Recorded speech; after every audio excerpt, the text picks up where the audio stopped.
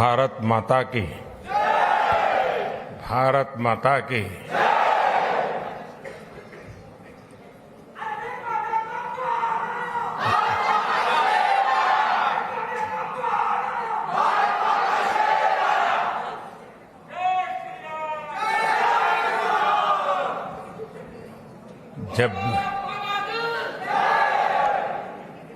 जब भी मैं जापान आता हूं तो मैं हर बार देखता हूं कि आपकी स्नेह वर्षा हर बार बढ़ती ही जाती है।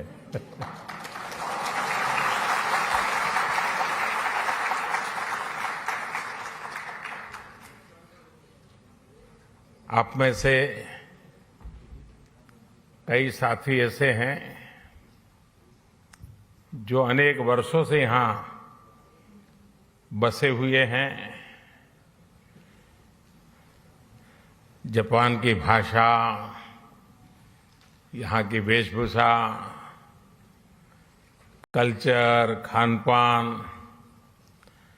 एक प्रकार से आपके जीवन का भी हिस्सा बन गया है। और हिस्सा बनने का एक कारण ये भी है कि भारतीय समुदाय के संस्कार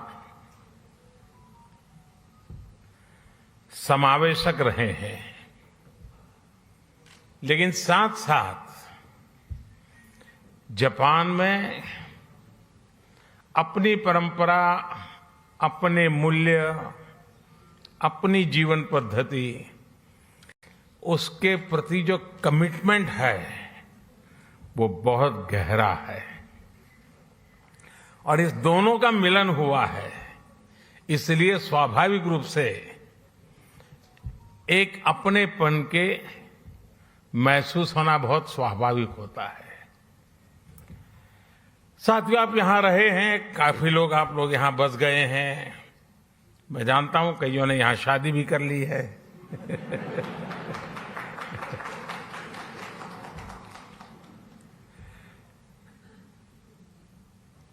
लेकिन ये भी सही है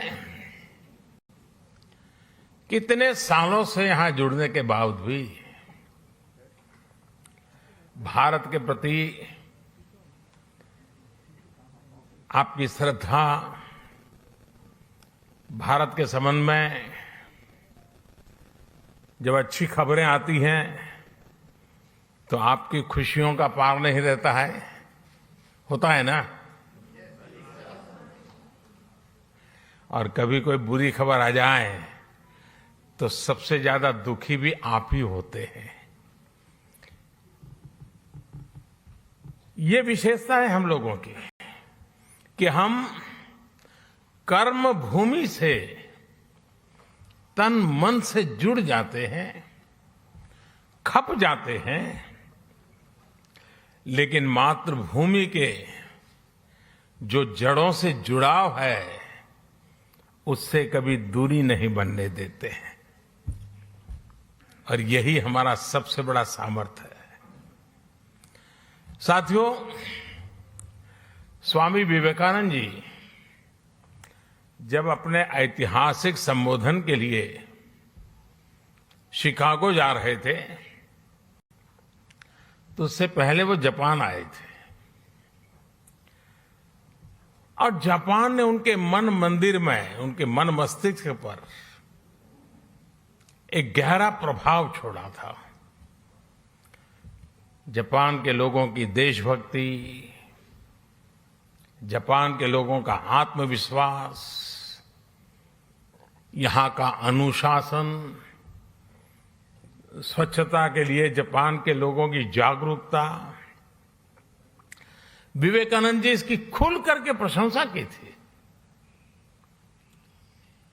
गुरुदेव रविंद्रनाथ जी टैगोर ये भी कहते थे,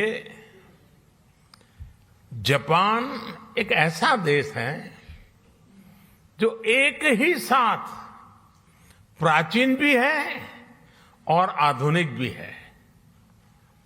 और टैगोर ने कहा था, Japan has come out of the immemorial East like a lotus blossoming in easy grace. All the while, keeping its firm hold upon the profound depth for which it has sprung. यानी कहना वो चाहते थे कि Japan कमल के फूल की तरह जितनी मजबूती से अपनी जड़ों से जुड़ा है, उतनी ही भव्यता से वो हर तरफ सुंदरता को भी बढ़ाता है.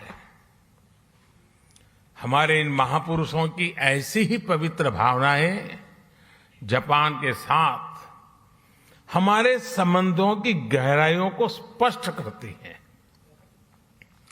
साथियों, इस बार जब मैं जापान आया हूं तो हमारे डिप्लोमेटिक संबंधों को 70 साल होने जा रहे हैं. 7 दशक. साथियों, आप भी यहां रहते हुए अनुभव करते होंगे, हिंदुस्तान में भी हर कोई अनुभव करता है कि भारत और जापान नेचुरल पार्टनर है. भारत के विकास में, भारत की विकास यात्रा में जापान की महत्वपूर्ण भूमिका रही है. जापान से हमारा रिश्ता आत्मीयता का है, अध्यात्म का है. जापान से हमारा रिश्ता सहयोग का है, अपनेपन का है. और इसलिए एक प्रकार से इस रिश्ता हमारा सामर्थ्य का है. ये रिश्ता सम्मान का है और ये रिश्ता विश्व के लिए साझे संकल्प का भी है. जापान से हमारा रिश्ता बुद्ध का है, बोध का है, ज्ञान का है. हमारे महाकाल है तो जापान में दाइकोकुतेन है. हमारे ब्रह्मा है तो जापान में बोनतेन है. हमारी मां सरस्वती है तो जापान में बेंजाइतेन है. हमारी महादेवी लक्ष्मी है तो जापान में किचिजोतेन है. तो हमारे गणेश हैं तो जापान में कानगीतेन है. जापान में अगर जैन की परंपरा है तो हम ध्यान को, मेडिटेशन को आत्मा से साक्षात्कार का माध्यम मानते हैं. 21वीं सदी में भी भारत और जापान के इन सांस्कृतिक संबंधों को हम पूरी प्रतिबद्धता के साथ आगे बढ़ा रहे हैं. और मैं तो काशी का सांसद हूं और बड़े गर्व से कहना चाहूंगा कि जापान के पूर्व प्रधानमंत्री श्री अबे जब काशी आए थे तब उन्होंने एक बहुत बढ़िया सौगात काशी को दी. काशी में जापान के सहयोग से बना रुद्राक्ष और जो मेरी कभी कर्मभूमि रही वो अहमदाबाद में जैन गार्डन और काइजन एकेडमी, ये ऐसी बातें हैं जो हमें कितनी निकट लाती है. यहां आप सभी जापान में रहते हुए इस ऐतिहासिक बंधन को और मजबूत बना रहे हैं और सशक्त कर रहे हैं. साथियों, आज की दुनिया को भगवान बुद्ध के विचारों पर, उनके बताए रास्ते पर चलने की शायद पहले से ज्यादा जरूरत है. यही रास्ता है जो आज दुनिया की हर चुनौती, चाहे वो हिंसा हो, अराजकता हो, आतंकवाद हो, क्लाइमेट चेंज हो, इन सब से मानवता को बचाने का यही मार्ग है. भारत सौभाग्यशाली है कि उसे भगवान बुद्ध का प्रत्यक्ष आशीर्वाद मिला। उनके विचारों को आत्मसात करते हुए भारत निरंतर मानवता की सेवा कर रहा है। चुनौतियां चाहे किसी भी प्रकार की हो, कितनी बड़ी क्यों न हो, भारत उनका समाधान ढूंढता ही है। कोरोना से दुनिया के सामने जो 100 साल का सबसे बड़ा संकट पैदा हुआ, वो हमारे सामने है।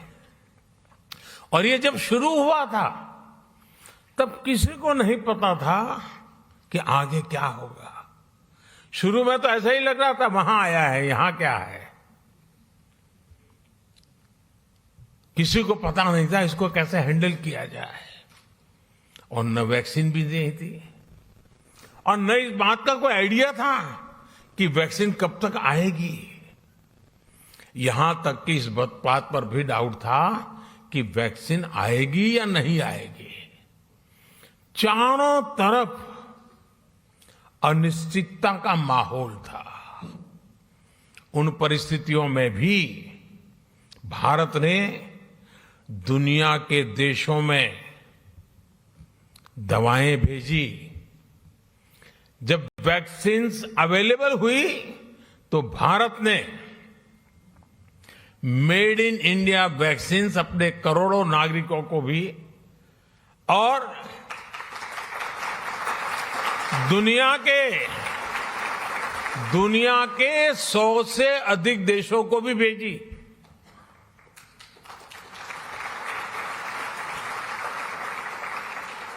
साथियों, अपनी स्वास्थ्य सेवाओं को और बेहतर बनाने के लिए भारत अभूतपूर्व निवेश कर रहा है। दूर सुदूर क्षेत्रों में भी स्वास्थ्य सुविधाएं पहुंचे, इसके लिए देश भर में लाखों नए वेलनेस सेंटर्स बनाए जा रहे हैं। आपको ये जानकर के भी खुशी होगी, शायद आज आपने भी सुना होगा, वर्ल्ड हेल्थ ऑर्गेनाइजेशन WHO ने भारत की आशा वर्कर्स, आशा बहनों को director generals global health leader award से सम्मानित किया है।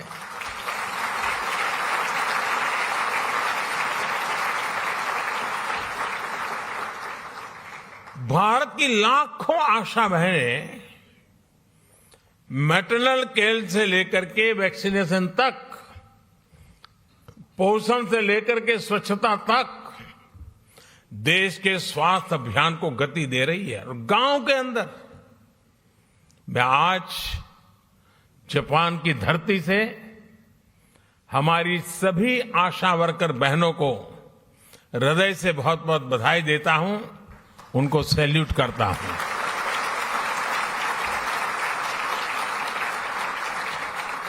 साथियों, भारत आज किस तरह वैश्विक चुनौतियों का मुकाबला करने में मदद कर रहा है, इसका एक और उदाहरण एनवायरनमेंट का भी है। आज क्लाइमेट चेंज विश्व के सामने मौजूद एक महत्वपूर्ण संकट बन गया है। हमने भारत में इस चुनौती को देखा भी और उस चुनौती से स्थायी समाधान के लिए रास्ते भी खोजने की दिशा में हम आगे बढ़े। भारत ने 2070 तक नेट जीरो के लिए कमिट किया है।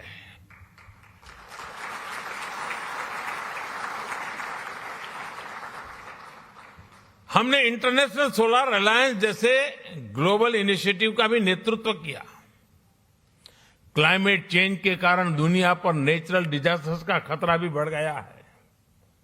इन डिजास्टर्स के खतरों को, उनके प्रदूषण के दुष्प्रभावों को जापान के लोगों से ज्यादा बेहतर और कौन समझ सकता है। प्राकृतिक आपदाओं से जापान ने लड़ने की क्षमता भी बना दी है। जिस तरह जापान के लोगों ने इन चुनौतियों का सामना किया है, हर समस्या से कुछ न कुछ सीखा है, उसका समाधान खोजा है और व्यवस्थाएं भी विकसित की है, व्यक्तियों का भी उस प्रकार से संस्कार किया है। यह अपने आप में सराहनीय है। इस दिशा में भी भारत ने CDRI यानी coalition for disaster resilient infrastructure में लीड ली है। साथियों, भारत आज ग्रीन फ्यूचर, ग्रीन जॉब्स के लिए, कैरियर रोडमैप के लिए भी बहुत तेजी से आगे बढ़ रहा है। भारत में इलेक्ट्रिक मोबिलिटी को व्यापक प्रोत्साहन दिया जा रहा है। ग्रीन हाइड्रोजन को हाइड्रोकार्बन का विकल्प बनाने के लिए विशेष मिशन शुरू किया गया है। बायोफ्यूल से जुड़ी रिसर्च और इंफ्रास्ट्रक्चर के निर्माण पर बहुत बड़े स्केल पर काम चल रहा है।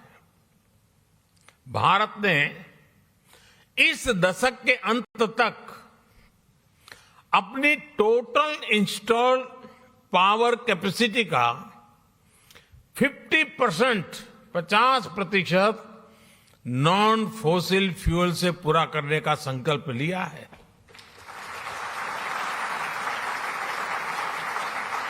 साथियों, समस्याओं के समाधान को लेकर भारतीयों का जो ये आत्मविश्वास है,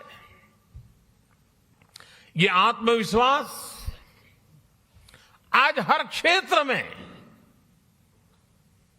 हर दिशा में, हर कदम पर दिखाई देता है। ग्लोबल सप्लाई चेन को जिस प्रकार बीते 2 सालों में नुकसान पहुंचा है, पूरी सप्लाई चेन सवालिया निशान में घिरी हुई है। आज सारी दुनिया के लिए यह अपने आप में एक बहुत बड़ा संकट बना हुआ है। भविष्य में ऐसी स्थिति से बचने के लिए हम आत्मनिर्भरता के संकल्प के साथ आगे बढ़ रहे हैं।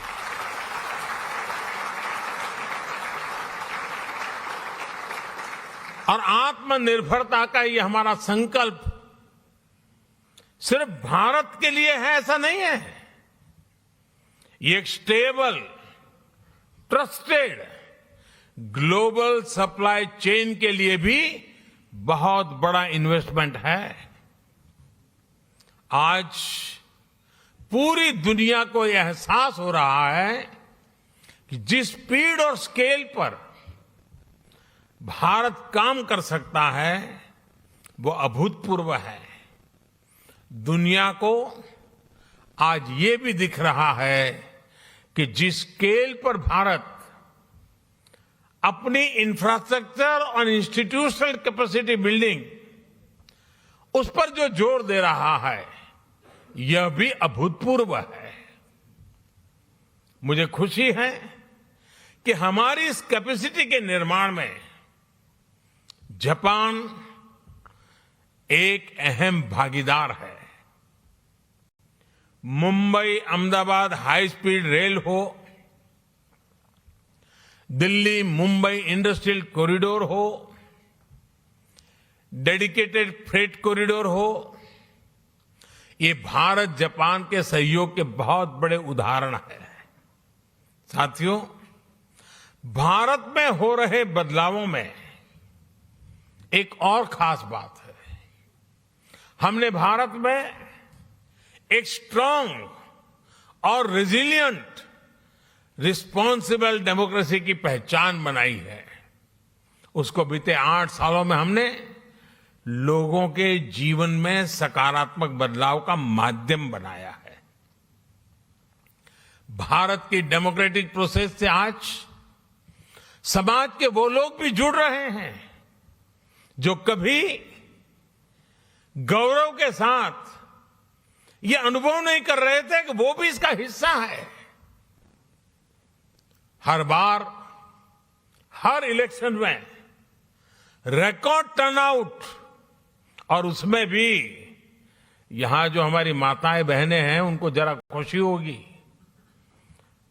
आप अगर भारत के चुनावों को डिटेल में देखते होंगे तो आपको ध्यान आता होगा कि पुरुषों से ज्यादा महिलाएं वोट कर रही है।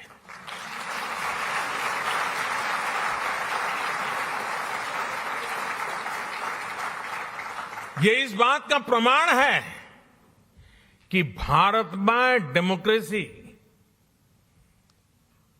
सामान्य से सामान्य नागरिकों के हकों के प्रति कितनी सजग है, कितनी समर्पित है और हर नागरिक को कितना सामर्थ्यवान बनाती है। साथियों, मूल सुविधाओं के साथ साथ हम भारत के एस्पिरेशन को भी नई बुलंदी दे रहे हैं, नया आयाम दे रहे हैं। भारत में इंक्लूसिवनेस का, लीकेज प्रूफ गवर्नेंस का, यानी एक ऐसी डिलीवरी व्यवस्था, टेक्नोलॉजी का भरपूर उपयोग करते हुए एक ऐसे मैकेनिज्म को विस्तार किया जा रहा है ताकि जो जिस चीज का हकदार है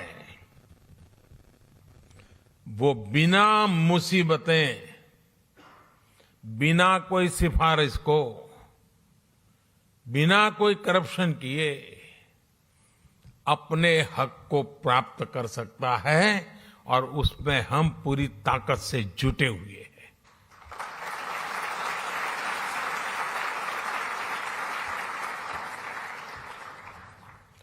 और टेक्नोलॉजी के इस उपयोग ने, डायरेक्ट बेनिफिट ट्रांसफर की इस परंपरा ने कोरोना के इस विकट कालखंड में गत 2 वर्ष में भारत की और खास करके भारत के दूर सुदूर गांव में रहने वाले, जंगलों में रहने वाले हमारे नागरिकों के हकों की बहुत बड़ी रक्षा की है, उनकी मदद की है।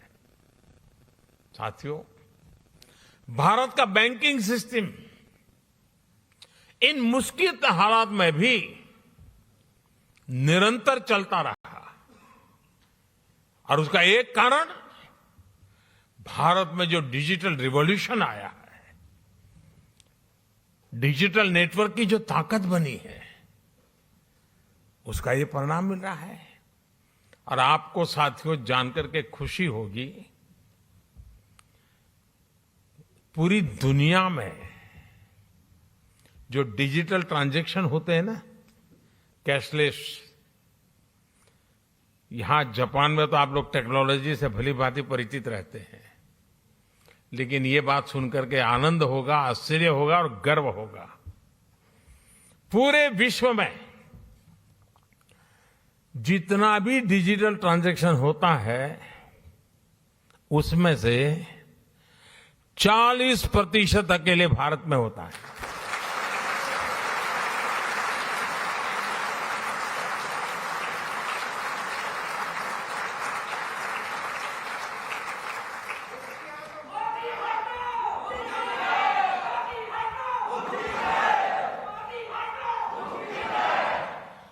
कोरोना के शुरुआती दिनों में जब सब बंद था, उस संकट के कालखंड में भी भारत सरकार एक क्लिक बटन दबा करके एक साथ करोड़ों भारतीयों तक आसानी से उनके लिए जो मदद पहुंचानी है पहुंचा पाते थे।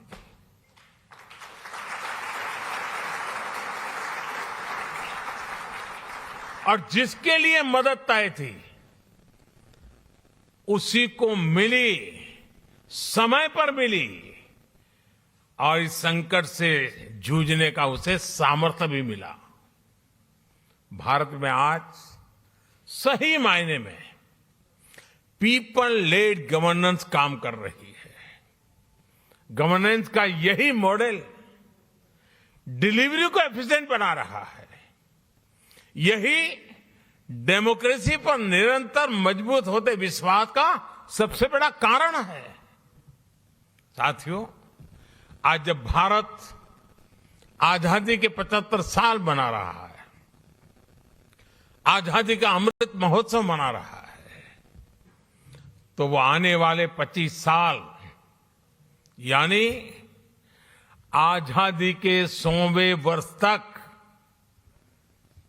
हिंदुस्तान को हमें कहां पहुंचाना है, किस ऊंचाई को प्राप्त करना है, विश्व में हमारे झंडा कहां कहां कैसे कैसे गाड़ना है, आज हिंदुस्तान उस रोड मैप तैयार करने पर लगा हुआ है।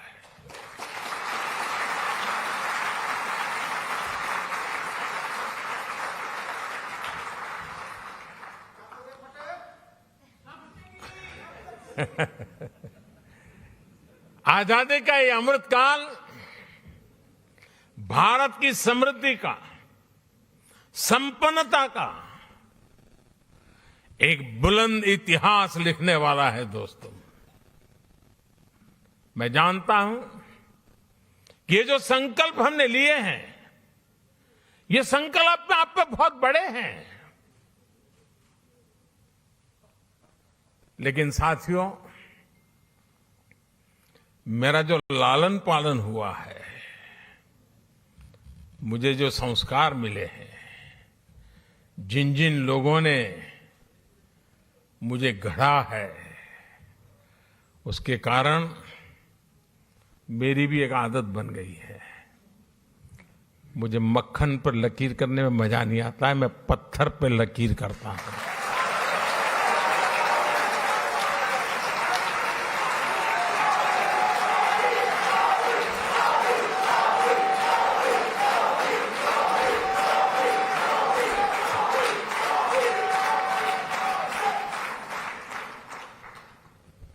लेकिन साथियों, सवाल मोदी का नहीं है। आज हिंदुस्तान से 130 करोड़ लोग, और मैं जापान में बैठे हुए लोगों के भी आंखों में वही देख रहा हूं, आत्मविश्वास। 130 करोड़ देशवासियों का आत्मविश्वास, 130 करोड़ संकल्प, 130 करोड़ सपने, और इस 130 करोड़ सपनों को पूर्ण करने का ये विराट सामर्थ्य परिणाम निश्चित लेके रहेगा। दोस्तों, हमारे सपनों का भारत हम देख के रहेंगे।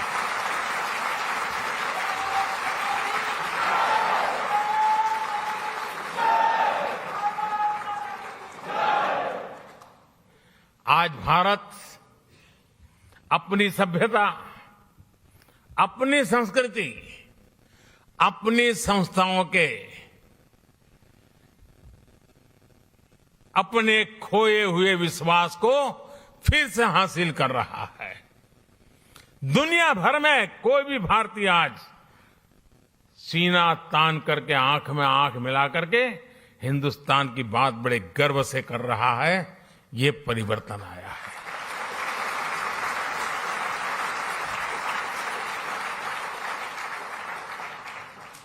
आज मुझे यहां आने से पहले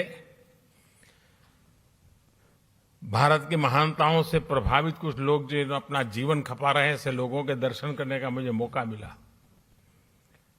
और बड़े गर्व से वो कह रहे थे योग की बातें। वो योग को समर्पित है। जापान में भी शायद ही कोई होगा जिसको योग की कल्पना न हो। हमारा आयुर्वेद, हमारी पारंपरिक चिकित्सा पद्धति, आजकल तो हमारे मसाले सब दूर, उसकी मांग बढ़ रही है। लोग हमारी हल्दी मंगवा रहे हैं। इतना ही नहीं साथियों, हमारी खादी, वरना तो आजादी के बाद धीरे धीरे धीरे धीरे वो नेताओं के कॉस्ट्यूम बनकर के रह गई थी।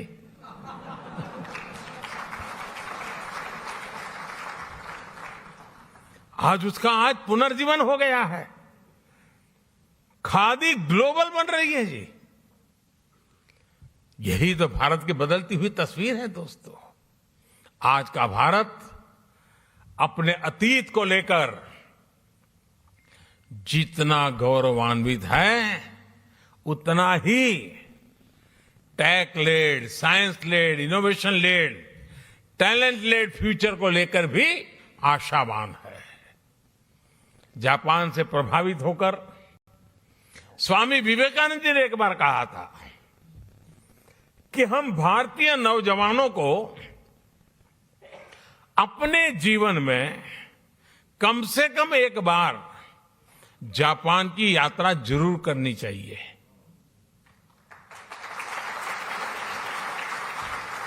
आप लोग ये वाक्य पढ़ करके आएंगे हो ऐसा मैं तो नहीं मानता हूं, लेकिन विवेकानंद जी ने भारत के लोगों को कहा था कि भाई एक बार देखकर तो आओ जापान है कैसा। साथियों, उस जमाने में स्वामी विवेकानंद जी ने जो कहा था, आज के युग के अनुरूप उसी बात को, उसी सद्भावना को आगे बढ़ाते हुए मैं कहना चाहूंगा कि जापान का हर युवा अपने जीवन में कम से कम एक बार भारत की यात्रा करे।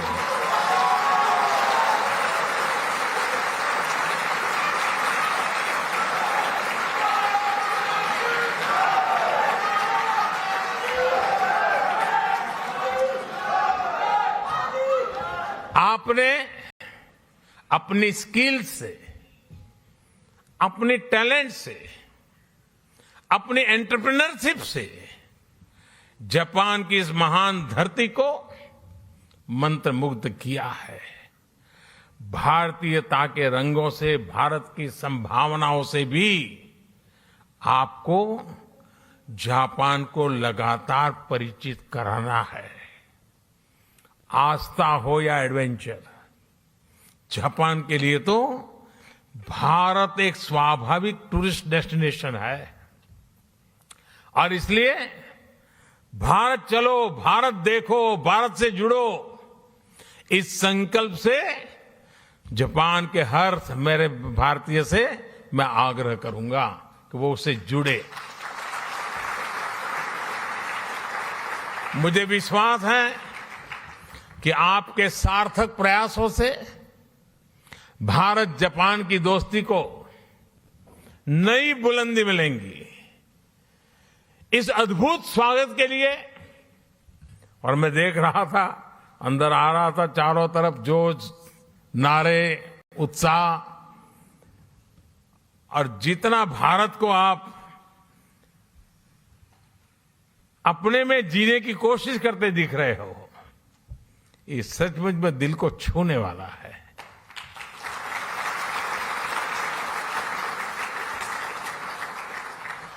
आपका ये प्यार, ये स्नेह हमेशा बना रहे। इतनी बड़ी तादाद में आकर के, और मुझे बताया गया कि जापान में से सिर्फ टोक्यो से नहीं, बाहर से भी कुछ साथी आज आए हैं। पहले मैं आया करता था, इस बार नहीं आ पाया था, आप भी आ गए। लेकिन मुझे अच्छा लगा, आप सबके दर्शन करने का अवसर मिला। मैं फिर एक बार आप सबका बहुत बहुत धन्यवाद करता हूं, हृदय से आभार व्यक्त करता हूं। भारत माता की, भारत माता की, भारत माता की बहुत बहुत धन्यवाद।